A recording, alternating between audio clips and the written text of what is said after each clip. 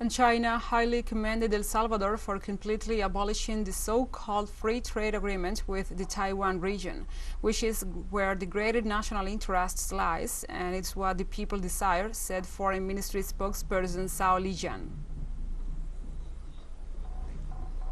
Of November 7 local time, the Constitutional Chamber of the Supreme Court of Justice in El Salvador ordered the cessation of the effects of the protective measure for the so-called free trade agreement with Taiwan, which marks the complete abolition of the deal. In doing so, El Salvador has chosen to stand on the right side of history and made a decision that serves the fundamental and long-term interests of both countries.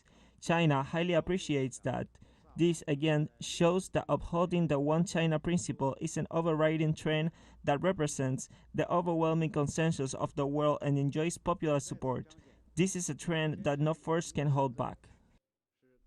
Likewise, the spokesperson for the Chinese Ministry of Foreign Affairs announced that his country and El Salvador are ready to launch a bilateral free trade negotiation process as soon as possible and will make joint efforts for an early conclusion of the deal. China and El Salvador jointly announced that the two sides are ready to launch bilateral free trade negotiation process as soon as possible and will make joint effort for an early conclusion of the deal. This speaks volumes about the shared desire of the two sides to deepen bilateral ties and upgrade economic and trade cooperation. In recent years, acting upon the common understanding reached between the two heads of state, China and El Salvador have broken new ground in the development of bilateral relations, delivered new outcomes in practical cooperation, and furthered deepened friendship.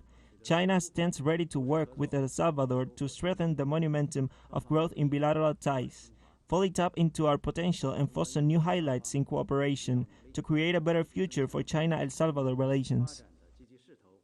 And we